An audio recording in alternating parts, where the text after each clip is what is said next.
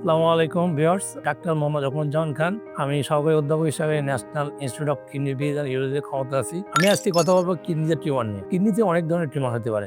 Brain tumour হতে পারে, malignant tumour হতে পারে। ব্রেইন টিউমার যে মেলিগন্যান্ট টিউমারই সবচেয়ে বেশি হয়ে থাকে, 90% টিউমারই মেলিগন্যান্ট টিউমার হয়ে থাকে কিডনিতে। এখন আমরা দেখবো যে ব্রেইন টিউমার কি কি ধরনের হতে পারে। মোস্ট কমন যেটা হয় এনজিওমায়োলাইপোমা, অনকোসাইটোমা, ফাইবোমা, অ্যাডিনোমা, এগুলো কিডনিতে ব্রেইন টিউমার। মোস্ট কমন যেগুলো হয় ক্যান্সার, সেটাকে আমরা রেনাল সেল কার্সিনোমা, এছাড়া আরো হতে পারে স্কোয়ামাস সেল কার্সিনোমা অথবা অ্যাডিনোকার্সিনোমা। কি কি উপসর্গ দেখা দিলে আপনার বুঝবো যে আমার কিডনিতে টিউমার হয়েছে? প্রথম হলো যে প্রচুর আস্তে রক্ত যেতে পারে, কোমরের গায়ে একটা চাকা অনুভব হতে পারে এবং ব্যথা হতে পারে, এটাকে আমরা ট্রায়াড বলে। এই তিনটা ট্রায়াড দেখা দিলে আপনি বুঝবেন যে আপনার কিডনিতে টিউমার হয়েছে। অনেক সময় মোর দ্যান 50%, 50% বেশি মানুষ কোনো উপসর্গই থাকে না, কোনো চেক আপ আল্ট্রাসাউন্ড করতে গিয়ে এই রোগটা ধরা পড়ে। অনেক সময় অ্যাডভান্স স্টেজ নিয়েও আমাদের কাছে চলে আসে। এখন আমরা কিভাবে একে ডায়াগনোসিস করবো? আমরা প্রথমে একটা আল্ট্রাসাউন্ড করলেই আমরা মোটামুটি ডায়াগনোসিস করতে পারি যে কিডনিতে টিউমার হয়েছে। তারপর কনফার্ম হওয়ার জন্য আমরা একটা সিটি লং টেস্ট করি। এটা করে আমরা মোটামুটি শিওর হতে পারি যে কিডনিতে টিউমার হয়েছে। এখন কি কি চিকিৎসা আমরা দিয়ে থাকি? কিডনিতে টিউমার হলে ভয় পাওয়ার কিছু নয়, এই চিকিৎসা এখন আমাদের দেশে সম্ভব এবং আমরা অ্যাডভান্স টেকনোলজির মাধ্যমে আমরা এই অপারেশনগুলো করে থাকি।